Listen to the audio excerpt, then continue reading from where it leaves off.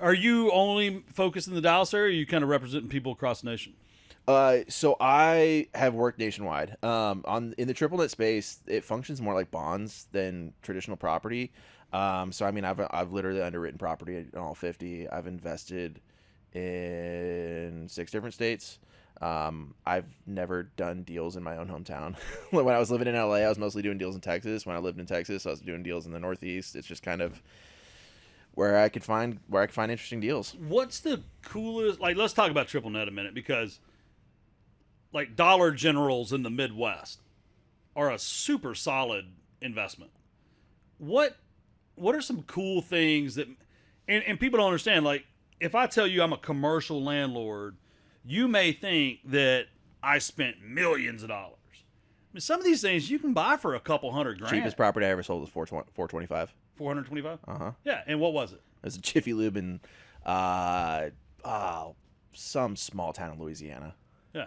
So it's like, some of these things are like, it's like a house, but it operates completely different. Mm-hmm. And if you're an investor out there, honestly, with good bankable financing, and you're having trouble finding inventory, it may be a good time while the more sophisticated funds and institutions are sitting there having this confusing conversation that I now understand, but I did not 10 years ago. The yield of this and that, and bond of this and that, and da, da, da.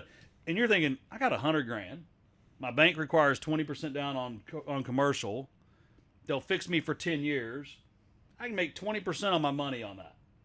It may be a good time to look at triple net and things like that. You just used a word that's come up in my life several times the last month and a half, and it's that word sophisticated. Oh. And what I mean by that is like the need, and this is one of those things that when you live in the bubble of single family real estate investing, you don't think about this.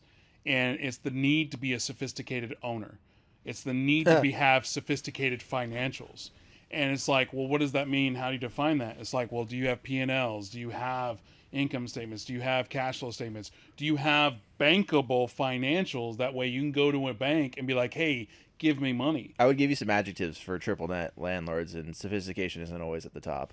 Well, exactly. But the thing is, though, it's like if you're just doing a single family real estate thing, and hey, Tim, I need money, and Tim's like, 123 Main Street, and you're buying it for what?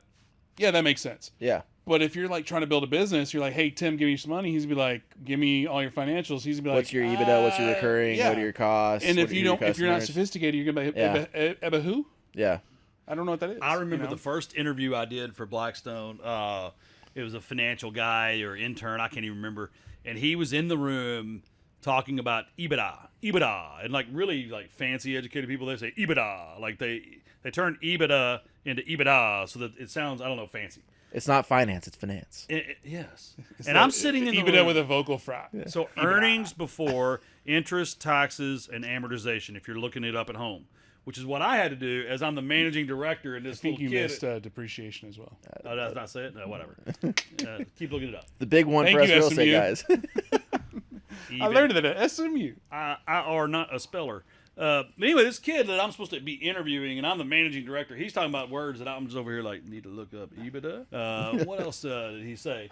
Since you opened the door on this, I'll close it for you. Because I used to work with Tim when he was on these, like, in the early stages of B2R Blackstone. And he's running the meetings. And he's the main guy on the, I don't know if it was Zoom back then, but it might have been Zoom. Skype. Yeah. And he's like, he's got a standing desk, like, I'm Tim fucking Harridge. I had a shirt that said that. But off camera. Can we cuss? Off camera, I'm he editing had myself. a single family real estate rentals for dummies book on your desk. That's awesome. And he's running this damn meeting. And he's getting paid. I don't want to say what you're getting paid, but it's a lot. Fake it till you make it, baby. Well, he wasn't faking it, but it was just the language of what we they had knew. never had to say those words in order to buy 1,000 houses. Like literally, Right. like that's the point I'm that's trying to the make. thing. You're not Yeah. sophisticated, but you do a shit ton of deals. John Beecham, smartest guy I ever met. He's like, the DSCR. I was like, Innovation no. Homes? No, Deutsche Bank. Oh, Yeah. which you're one? talking about the Goulds? Gould, yeah. No, so like I'm in Manhattan. We're starting this like commercial lending company for residential landlords, and this guy's across, and he's done billions and billions in finance. He's like, the DSCR. I was like, what are you talking about? He's like, and I bought over 1,000 houses. Been investing for 10, 15 years. I don't even remember. He's like, the DSCR. I was like, man, like you can keep saying it in different tones, but I still don't know what it is. And like we didn't really have Google on our phones and stuff then, right? Like I didn't even have an Uber account yet. You need that like the new iPhone AI. What's he saying? Yeah, like please translate Wall Street to Main Street.